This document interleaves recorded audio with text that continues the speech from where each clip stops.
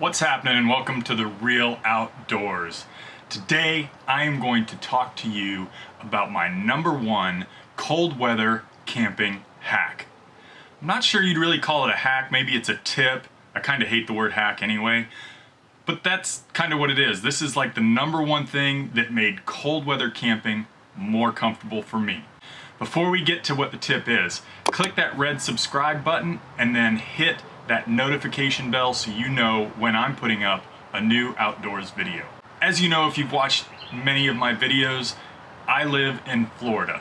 I camp generally in the southeast, although I have camped outside the southeast, but I tend to camp in warmer climates. That means I'm also kind of a cold sleeper, so it doesn't take much for me to get cold when I'm out camping in the outdoors. Last year, I went on a cold weather camping trip in northern Minnesota in February. The temperature at night got down to 26 below Fahrenheit. That's really cold, especially for a Floridian. Now, I did grow up in Minnesota, so I did have some experience, but this was a real culture shock for me. It's been a long time since I've camped in the snow, let alone below zero temperatures. Now, there's a lot of things I learned on that trip that are typical for cold weather. You've got to layer.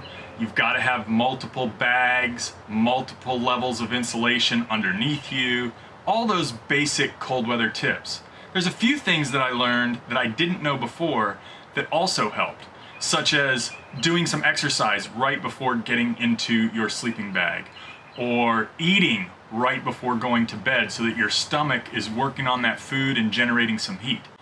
I'm not sure if you're aware of this or not, but your sleeping bag isn't what really warms you up. Your body heat is what warms up the air, and the sleeping bag just keeps that warm air inside. It's an insulator, so it keeps that warm air inside the bag. It does have some warming properties. For the most part, you are warming the air inside the sleeping bag or quilt, whatever you may be using for your cold weather camping. So with that in mind, you want to get your body nice and warm before getting into the bag. So the eating right before, get that energy pumping to digest the food, or running around, or we did squats and jumping jacks right before we got into our sleeping bags just to warm our bodies up a little bit and then warm that air inside the sleeping bag.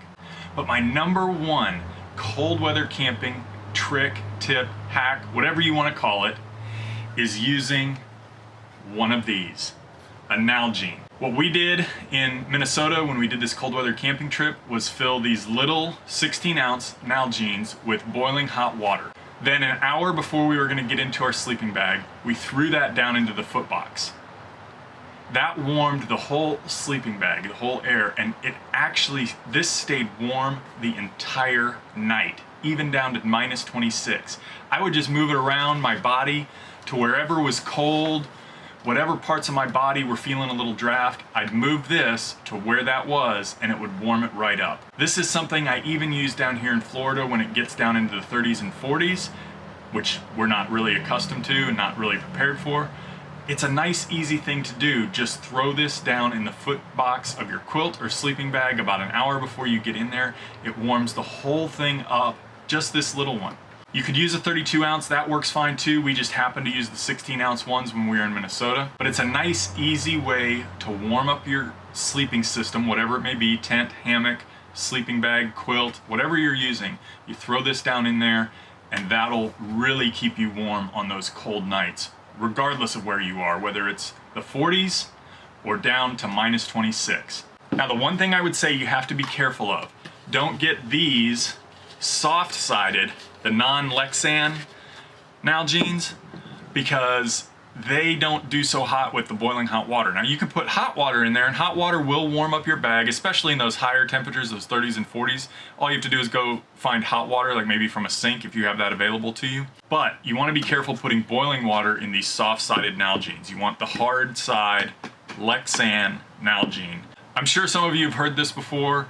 I actually had heard it before I went to Minnesota, but I had never tried it before, so I was shocked how good it worked.